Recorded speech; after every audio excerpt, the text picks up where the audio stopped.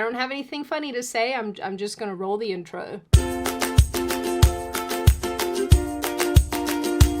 Hi, my name is Sydney. Welcome back to hell. So I don't really know how to start this video, but I do want to say right out of the gate that the title of this video is not clickbait. And I actually thought about titling it I'm Going Deaf, which is technically true, but I think that also sounds incredibly dramatic and I didn't want to freak you all out. I actually generally struggle making these kind of videos anyway because I do view my channel as a place where we can all come together and have a really fun time and have a laugh. And if you're watching one of my videos, you inherently know that I'm the mama bird and you're the baby birds and we're all together on our little hell gondola, or a gondola, if you're one of those people. And we're just, we're just a community having a good time. But truth be told, lately I have not been having a ton of fun, and that will become very obvious as this video progresses and as I explain further. Also, importantly, as many of you know, I'm very private about my personal life, mainly because I just don't think that every single piece of information should be available for public consumption. And truthfully, I just don't really think that most of this stuff is anybody else's business. I also don't make content out of the things that are happening to me because there's something kind of icky about that.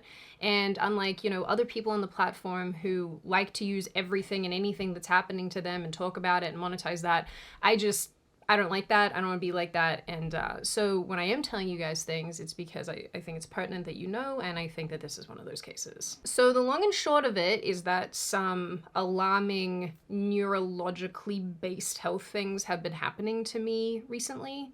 And I'm sort of at the point where I don't really know how to proceed both health-wise, but also just generally, because these things are sort of growing in frequency, it's happening more, and it's really affecting me. And I'm kind of, for the first time in a really long time, at this point where I really want to make a ton of content, a ton of really fun content, consistent content, but I'm also at the same time trying to pull away from social media a lot because I don't think that it's very healthy anymore, and it's, I think exacerbating what's presently going on. So there's a couple components to this, but I'm going to start with the most obvious, and that's what I titled this video, which is that I am losing my hearing, specifically in my left ear.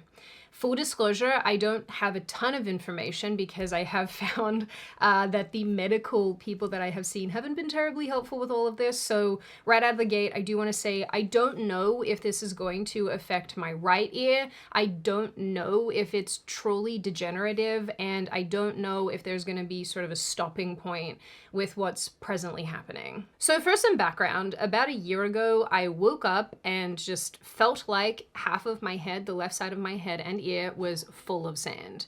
And the right side was unaffected, which made the whole sensation very strange, and I felt incredibly off kilter. On top of that, I had this weird feeling that my ear was full, like someone had shoved cotton buds in there, and I was also getting random shooting pain. And because it's me and I don't love the medical system, I thought that it would go away on its own and that, there was no need to go and see a doctor or anything like that. Because in the past, I've had head colds where my ears have gotten all blocked up and, everything sounded like the ocean for a little while and then it went away. But this didn't go away, and what I ended up with was a situation where on the left side, everything sounded like robots, which is, again, it's hard to explain, but when you've talked into a fan and you're facing it, you're talking into the fan, that sort of noise that comes back at you, that's what anything and everything sounded like to me, which was really confusing and jarring because no one around me is a robot. So after trying to do all the at-home therapies and this, that, and the other, I finally made an appointment to go and see an ear, nose, and throat specialist. And I genuinely thought that I just had an ear infection at this point, and I'm thinking they're just going to give me some antibiotics and send me on my merry way. But that's not really what happened. I went into the clinic, and I don't specifically remember the sequence of events. I don't remember if they told me that I didn't have an ear infection first or if that came later on, but I don't think it really matters. They ended up taking me into one of those completely soundproof rooms. If you've never had your hearing tested, this is the most bizarre experience because it's so quiet in there. And it makes total sense why, like it has to be. But it's so quiet in there that you're like, oh, it's like on a sensory level, it's very strange. So they did a bunch of hearing tests for me, and you know, the whole time, again, I'm thinking this is chill, like nothing's wrong, I'm all good.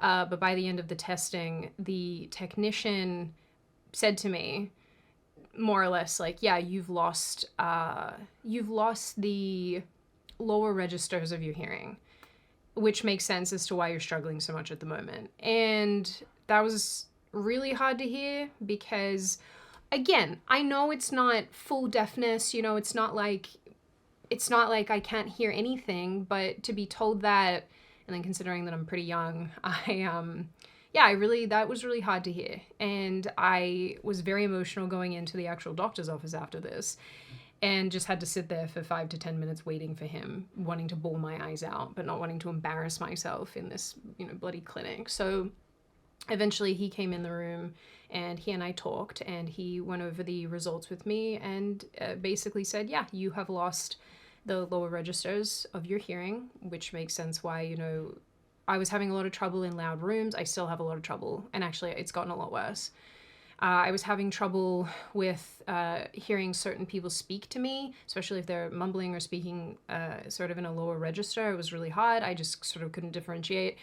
And then he also explained too that the robot noises are because of whatever has been damaged in my ear, and this is kind of horrifying actually when you think about it, eventually my brain would get used to the robot sounds and like filter them out for me so that everybody would inevitably sound normal, but my ear is still hearing robots. I just don't know I'm hearing robots anymore, which is like, what the heck? The thing that freaked me out about this the absolute most is that apparently, and this can happen to anybody, you can just wake up one day and lose your hearing.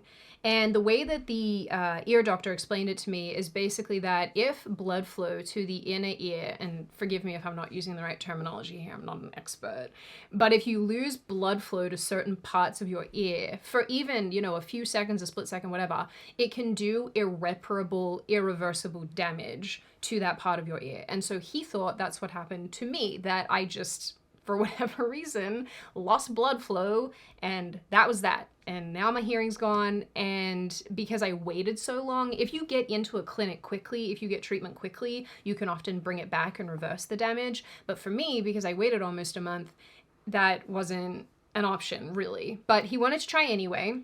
So he prescribed me a massive dose of steroids, which was an interesting experience from the perspective that it made my skin so clear, but it also made me really angry and hungry, which I don't think is such a great combination. And so, yeah, he kind of just said to me, I don't really know what this is. I have a hunch. I don't know if it's degenerative. I don't know if it's going to get worse. I don't know if it's going to affect your right ear. And so obviously, like, this guy was really nice, don't get me wrong. He was perfectly fine as far as doctors go, but I just felt like I didn't get a ton of answers through all of that. And I think the prospect of losing a primary sense is a very upsetting feeling. And especially when you're young, you know, you sort of just don't anticipate these things happening to you until you're like 100. The good news is that the steroids did actually help a little, and they did bring back a little bit of my hearing, which I'm really, really grateful for. And over the last little while, I have had a ton of improvement with the robot noises. Those are obviously gone because my brain has told the rest of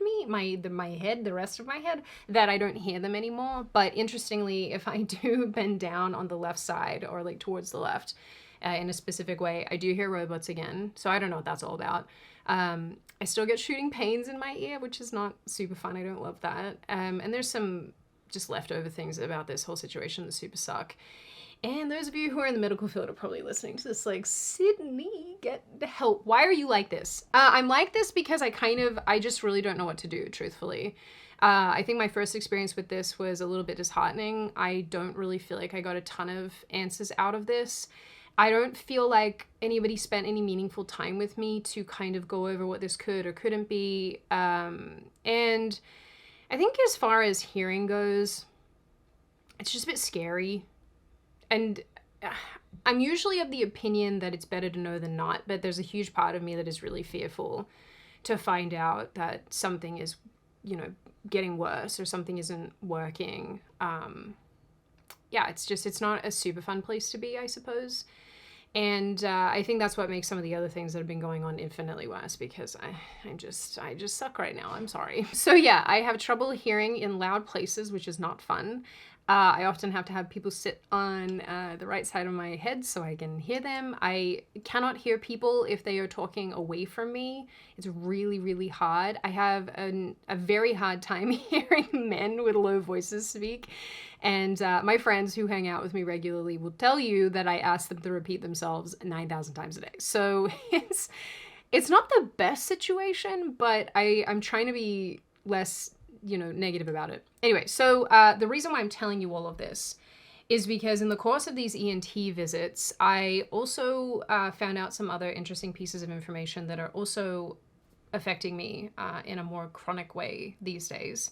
Because this ENT obviously asked me a bunch of questions about, other symptoms that I've been having so that he could rule some bits and pieces out. So for those of you who are going to be saying this in the comments, he said I don't have Meniere's disease. For those of you who want to know what that is, you're free to Google it. It's an ear condition, more or less. But one of the primary components of Meniere's disease is having vertigo, which I also have. And I've been having vertigo for a number of years in varying degrees. Lately, the vertigo has been very bad, to the extent that I am a little worried to drive in case, I get hit with the spinning sensation while I'm in the car. They think this would be not very fun if I was behind the wheel. It's just kind of affecting me in such a way that when I do have these vertigo episodes, I then kind of lose the rest of the day, because what follows is nausea and headaches and just feeling not quite right. And that's a very icky and odd sensation too, is just feeling not quite right. The room is kind of moving a little bit, not so much. And it's very much affecting me. So when the vertigo initially started a couple years ago, I genuinely thought it was caused by stress. And I do think that that plays a role in the vertigo a little bit, but the ENT man thought that it was more than likely that the vertigo was actually vestibular migraines. I'm not going to explain every single one of these terms to you guys, just because I think we'd be here forever. So I will link some bits and pieces in the description box if you want to know what these things are. But also, if any of this sounds familiar to you, if you're like, oh, I have these symptoms as well, maybe this is also what's happening to you as well. I don't know. I'm not a doctor. I don't think I've ever shared anything publicly about migraines because it actually gives me a lot of anxiety to talk about. But fun fact, other migraine sufferers, I am one of you. So being told that I have vestibular migraines was a very interesting piece of information for me. And what the ENT also told me was that migraine sufferers typically don't stop having migraines.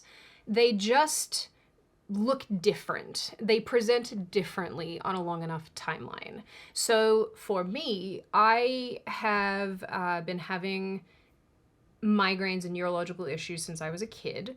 This is getting into like TMI territory, but I'll tell you guys anyway because we're here. When I was very little, I had a condition where I would bonk my head and then kind of be in a coma-esque type state. This sounds so made up. It's not made up. I would be in an unresponsive coma-esque state. It wasn't a coma, but it's the best way I can describe it. Where for hours and hours and hours and hours, I would be completely unconscious, totally unresponsive. There was no waking me up. And obviously for my parents and for medical professionals, this was alarming. But eventually it got to the point where I outgrew the, unconsciousness side of things. And also we're talking about between the ages of sort of like, 2 to 5, maybe 6. So I eventually outgrew the unconsciousness and then was left with just debilitating, crippling migraines.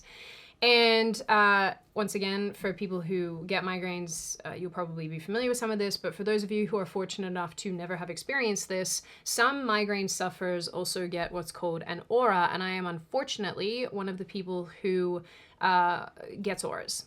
It's pretty crap. So I don't know specifically what age I was when the migraines started, but I do have a very, very vivid recollection of one hitting me when I was about 10. And so these lasted from, let's say, 10 until I was sort of 19, 20, and then they just stopped, just abruptly stopped.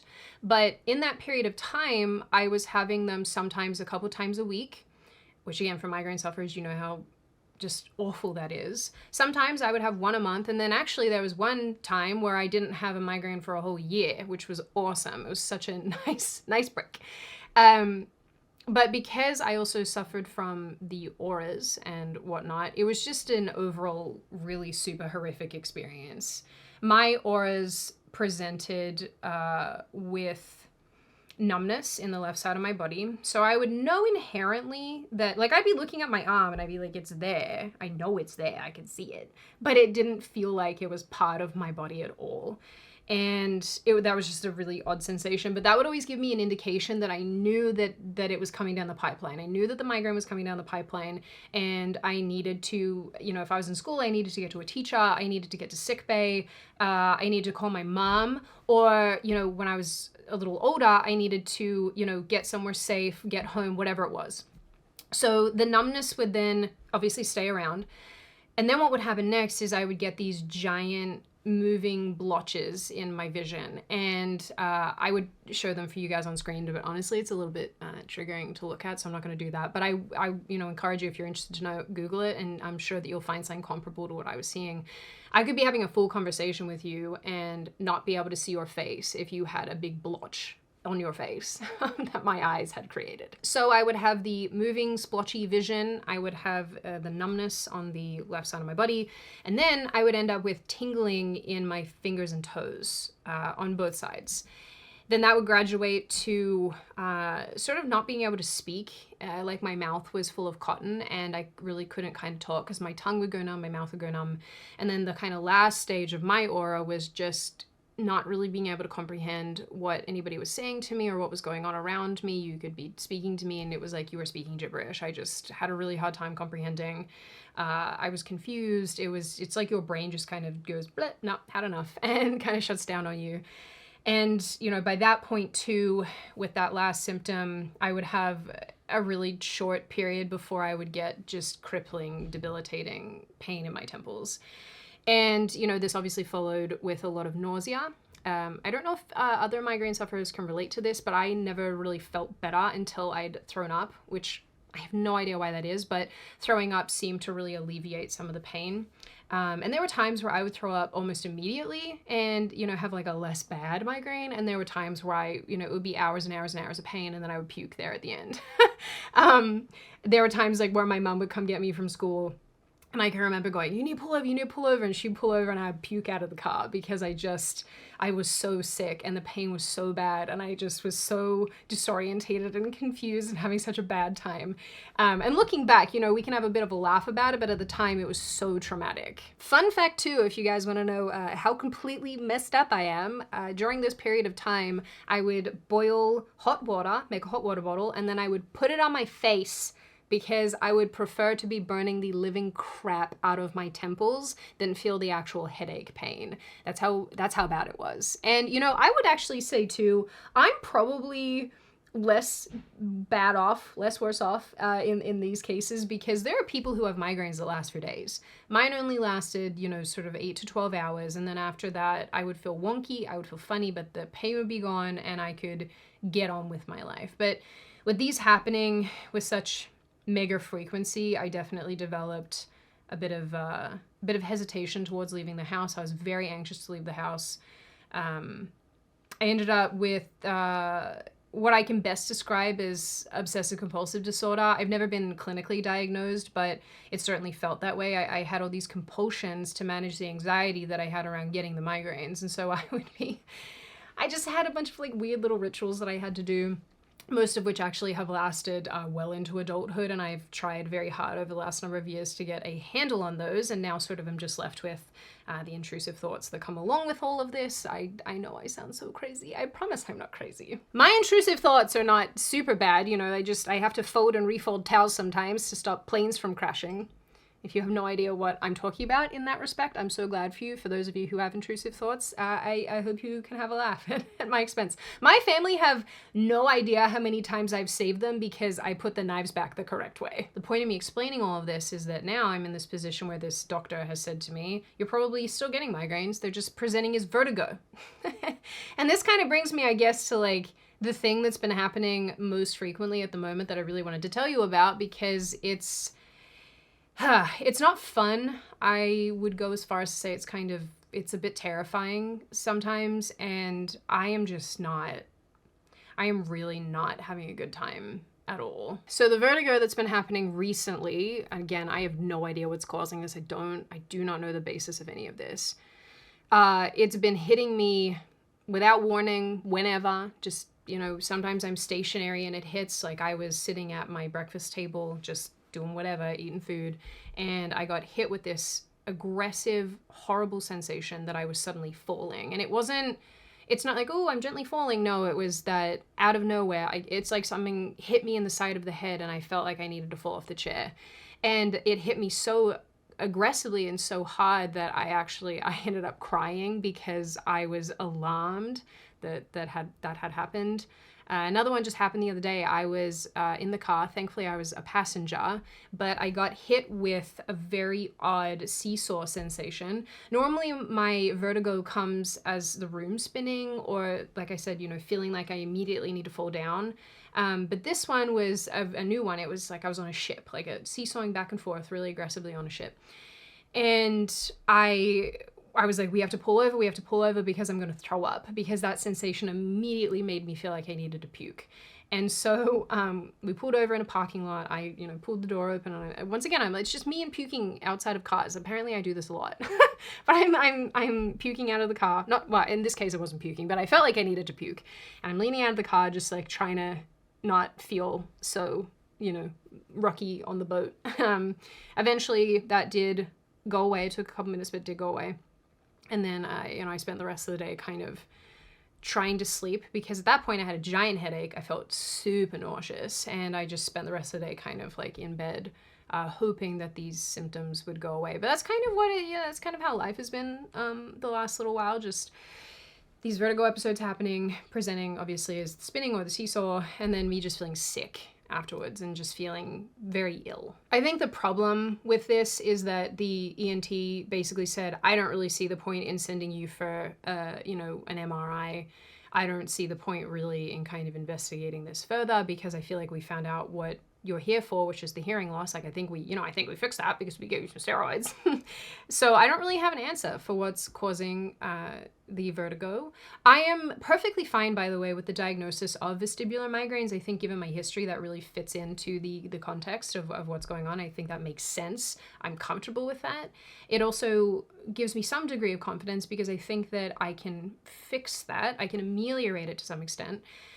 But if it's not that, then I am deeply worried, because nobody likes things happening to their brain. Nobody likes the prospect of having a tumor or something that's pressing on something, or a blood clot or something like that. And so I'm just sort of in this like weird spot at the moment where I don't super duper know what to do. I'm not sure if I should pursue getting scans and things done. I'm not sure if I should just pursue holistic solutions to this and hope that we can find something that's causing it and maybe make it better. I don't really have any diagnostics to go off of. I don't really know what tools to utilize to find out what's been going on.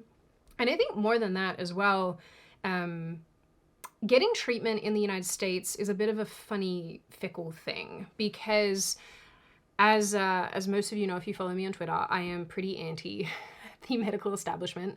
I find doctors here to be quite unhelpful. And also the cost of things is just insane. Even if you do it through insurance, it's insane. And I am kind of in this weird position where I'm like, okay, should I fly back to Australia to seek some treatment and, spend some time over there? Because in Australia, it's free. I know we pay for it with our taxes, but technically it's free.